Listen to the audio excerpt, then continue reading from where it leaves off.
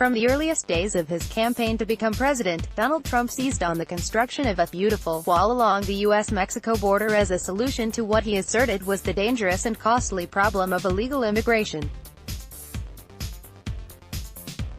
The wall, which became a rallying cry for his supporters, stood as a symbol of Trump's resolve to take action where he said others had failed and to significantly alter how the U.S.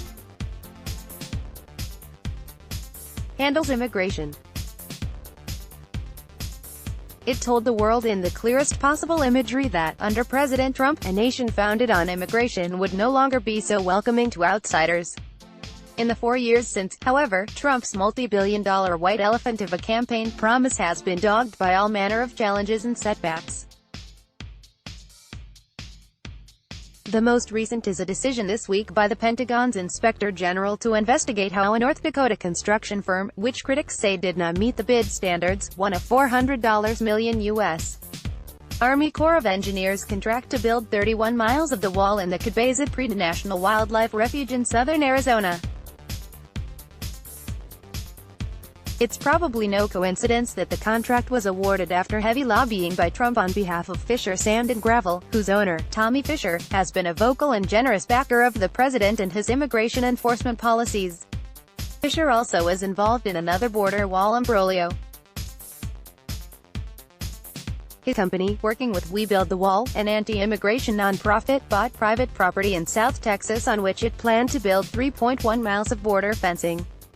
That project has been hit with 2 court injunctions over charges that the wall builders had not received the necessary permits to do the work in an environmentally sensitive area. Ironically, one of the legal challenges was filed by the U.S. Justice Department on behalf of the International Boundary and Water Commission, a joint U.S. Mexico entity overseeing the Rio Grande, which argues that the builders failed to submit sufficient studies about the wall's impact on flooding. So yes, the Trump administration is suing one of Trump's favorite backers working on one of Trump's favorite projects. We can just imagine the president sputtering over his Twitter keyboard. Advertisement. Separately, a state court also blocked the project after a legal challenge by the National Butterfly Center over the wall's potential degradation of the insect's habitat.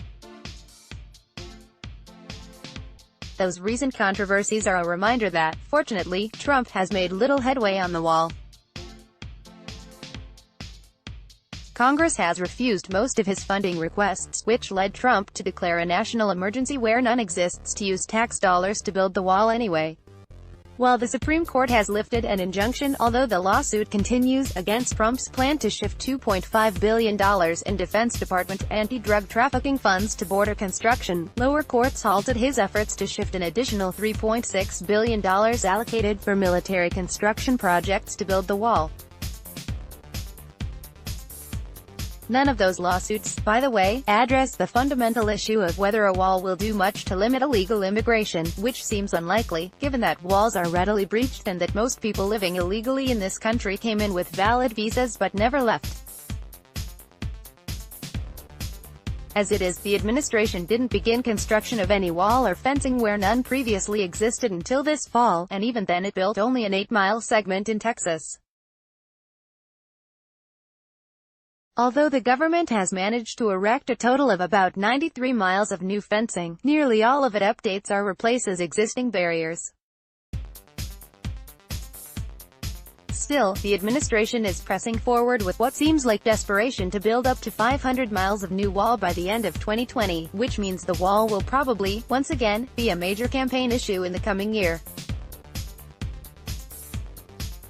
Advertisement. Trump won election in 2016 by exploiting racial and social differences, demonizing outsiders and tapping into a disquieting national undercurrent of class and political resentment. No one should look forward to a repeat of that toxicity. Trump's strategy of seeking to lead the United States by dividing it has exposed a darkness in our national politics. It doesn't take handwriting on a wall to understand how dangerous and counterproductive that can be. Let's block ads. Why?